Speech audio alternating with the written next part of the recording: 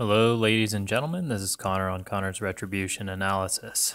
Today we have Garryth 2 versus a double Supreme Guardian, double Immortals Zaal 2 list. And it should be a pretty good game, and I'm excited for it. So, thoughts into the matchup are I need to pop my feet after he pops his feet. Because if I pop my feet first, and he comes into me and I get to make attacks against him, his armor feat is going to be so much that I'm probably not going to be able to do the damage I need to. Not only that, the Immortals can pop their incorporeal thing from a soul and just charge right over the top of all my Sentinels. I can't swing at them because I don't have magic weapons, and they'll just kill my Sentinels at will, pretty much. I can shoot them with Harpies, but it's still a lot of Sentinels that could potentially die. So ideally, setup for my feat is he pops his feet, I cast Mortality on one or both of his units and try and get rid of his the attachment that's 3 points that gives them the ability to go incorporeal and defense. Get rid of that guy. He's hard because he has Sacrificial Pawn, Immortal. But I got to get rid of him, put a Mortality on, and then pop my feet as a counter. And that should really just limit where his Immortals can go and what they can do. And if his Immortals aren't killing my Sentinels, I think I can just run over him after his feet turn. I don't want to engage the Supreme Guardians on his feet turn. So those are kind of my thoughts before the game. It's kind of a dead scenario.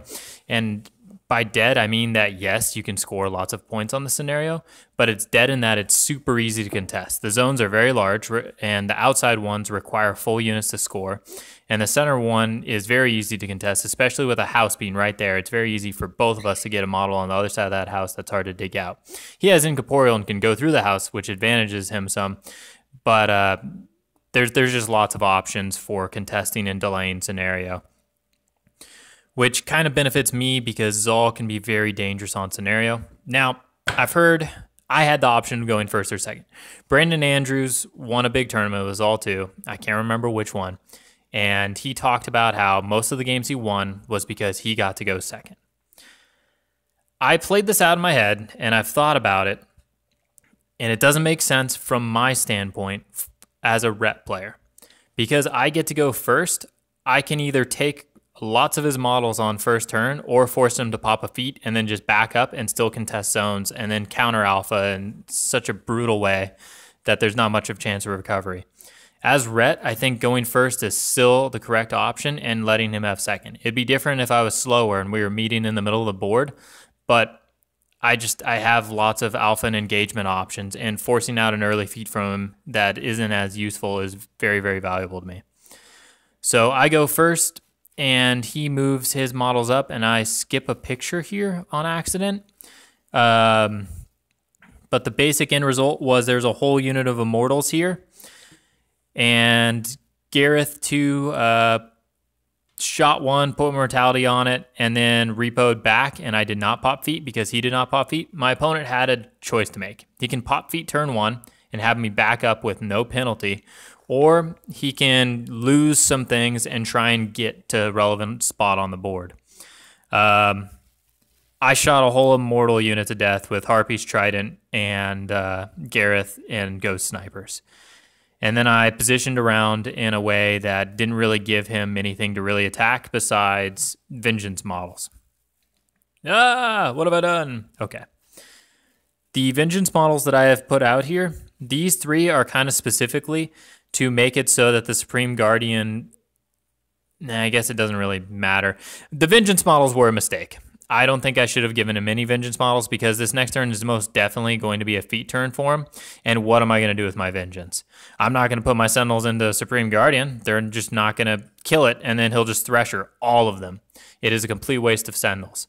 I might put my Sentinels into Immortals, but my guess is he's going to take his big giant Supreme Guardians, he's going to run them right in my face and be like, what are you going to do about it? Mortality's not going to help me because he's got Arcane Vortex. And it's just a bad play for me. So I feel like I made a mistake giving him any Sentinels at all. As a rep player, you just can't give away models for nothing, and that's essentially what I was doing. I have the pressure of good guns, so I should use them, wait for him to come into me, and use the Sentinels to punch. My opponent asked me a great question of why Sentinels in this list, why Sentinels with Garryth 2. And the answer is pretty simply, whenever I'm building a Legions list, I like Sentinels. And I had to really think about why I like Sentinels, because it's not something that I've set out to put Sentinels in every list. It's not something that, I don't know, it's not something that I've thought about. It's something that's just naturally happened. And the reasoning for it after some soul searching is that Sentinels can do okay in a brawl. If you don't commit all of them, they will get a couple of turns of usage due to Vengeance and staggeredly sending them in. They're somewhat survivable. They hit really hard. They're somewhat accurate. There is about as good of a brawl unit besides Rizovas, who are the other brawl unit that we have in Ret. The rest of our stuff just simply alphas and dies. Sentinels can buy time for the guns to work. The longer my guns work, the better off I'm going to be. That's kind of the nature of combined arms. Also, Sentinels are something that really needs to be feared, and naturally they have good threat ranges with Vengeance, and naturally they have decent armor and immunities with Iron Sentinel and Wall of Steel. Those things help quite a bit. They're pretty desirable, because really they're also, having 2-inch reach is really nice for Garryth's feet. It can really limit where opponents can go if they're single wound infantry coming in on Sentinels. Like, for example, if I kill the dudes here that make their Immortals go incorporeal, he's going to have to commit a lot of Immortals, and I'm going to get to swing at them before they make attacks against me. And if they're not incorporeal, I should just be hosing them. But yeah. So I felt really good about the attrition for that turn. Taking a whole unit of Immortals that he doesn't get to recur is fantastic. Fan-diddly-tastic. However, he put 3 souls onto Hakaar when I started killing the Immortals. And I thought, okay, great. And then after that, I stopped tracking where the souls went. For those that have been bad touched, you will start cringing right about now, as what I say was probably triggering some sort of a oh no reflex. The rest of the souls from the other 8-ish Immortals that I killed all went to Zaal. And this is how this is going to play out. Ah, I did it again. Stupid Dropbox. I can't zoom in. Garryth is right here. We're going to talk about his positioning a little bit later, but I'm going to quickly explain what happens. Hakaar rolls up to the party, dead. The Extoller, I don't remember what his name is, but he has telemetry, and he's an arc node. He runs up to right about here, benefiting from resonance. He stands so he's just out of 2 inches of reach of everyone, and spins so he can see Garryth right along the side of the objective. Oh, this Arcanist right here, it got shot to death by a Shaman and a reiver. This whole unit of Immortals just moved over to here. Just got out of the way so the Shaman and the reiver could get up there and do their dirty business. So then Zaal arced through that solo that is an arc node. Now, he's base magical 7. Hakaar has veteran leader, bringing him up to 8.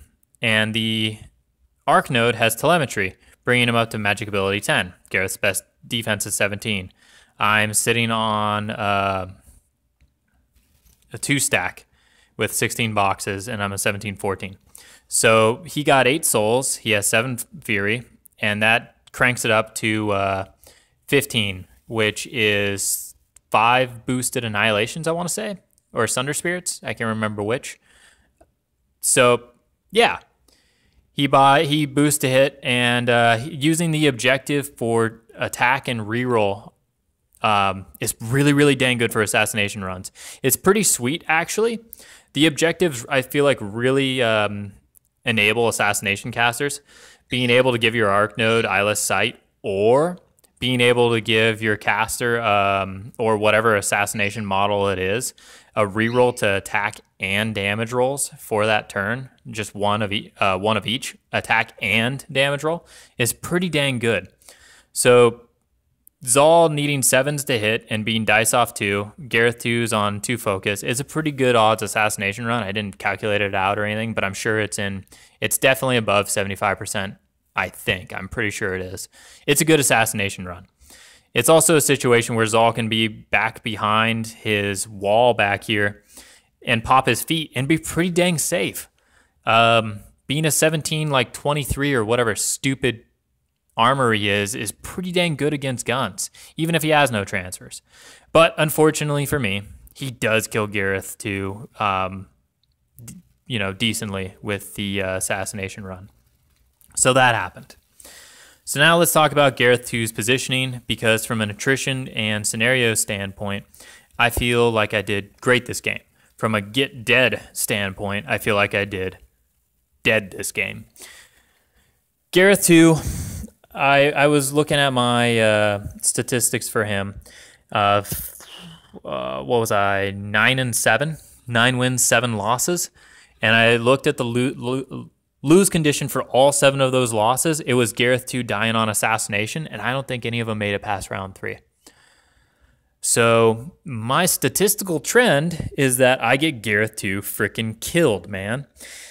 And thinking about this, it's because I'm trying to use his feat. I think if there are any guns or there's any type of assassination attempt, I probably should not be using Garryth for his feat, other than just catching outside of my melee lines and being back behind my units where he's in safety, where he can sling some mortality and just use my feat to stop melee. Not get greedy with it and try and stop them from getting into zones and try and stop them from using guns. And I'm also debating putting Hemera into this list for a great many reasons. One being Mark the Target is great for enabling his feat.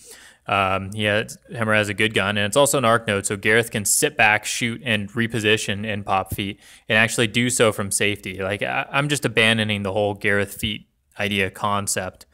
But okay, let's talk about how I could have prevented this assassination run, because that's my big game plans for going forward. That's the lessons I've kind of learned from Garryth. This unit of Sentinels has occultation, so they have stealth, and Moros has stealth. That means my opponent, if they're 5 inches away or farther, can see through my guys. So they are not good line of sight blockers. Using this objective, I should have had a jack here and a jack here. This Siren is here specifically out of 11 inches of the Supreme Guardian, because I want that Jack Marshaled Siren to pound the Supreme Guardian into the ground next turn, because it's a flanking Jack Marshal. That wouldn't be happening anyways, because he's going to be popping feet, and I'm not going to commit.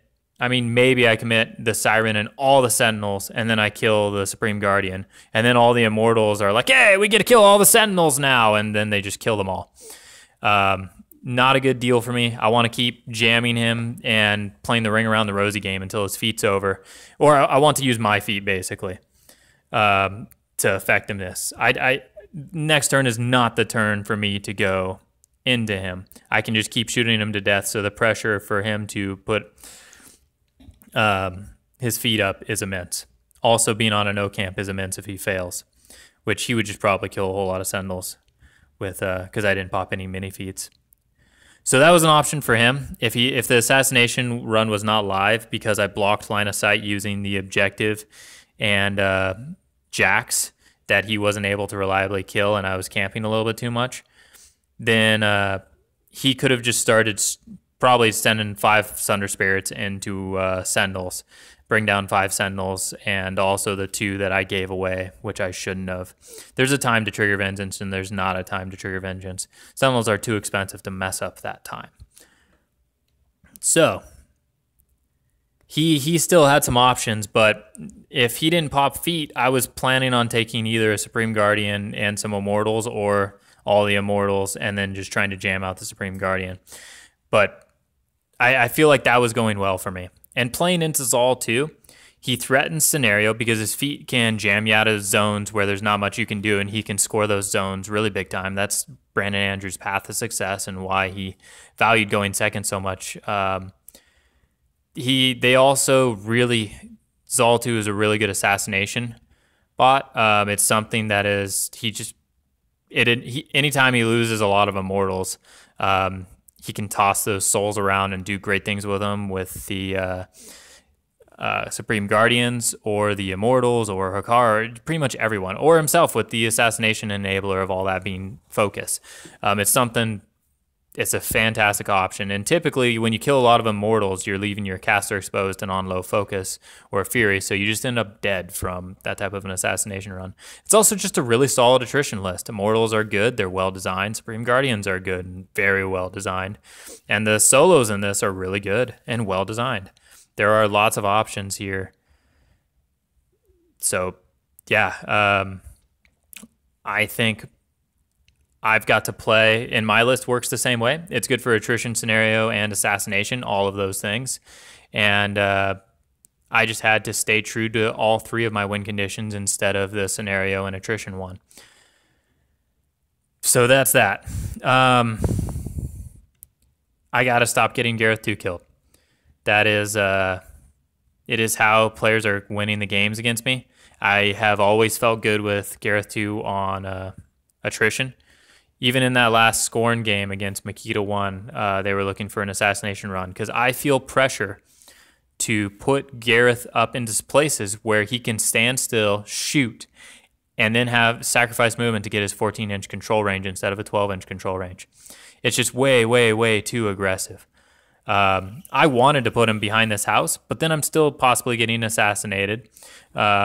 And I'm also still potentially getting Mortals coming around over the top of the house with Incorporeal and boosting to hit and boosting damage off of Zaal. That can be really bad for Garryth as well.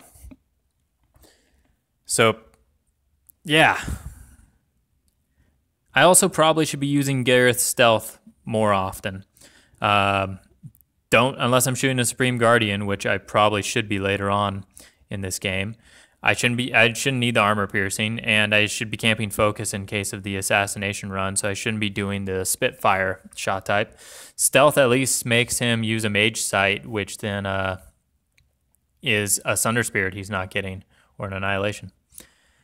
But thank you for this game. Thank you for watching this video. Hopefully you enjoy, and let me know what you guys think. Later.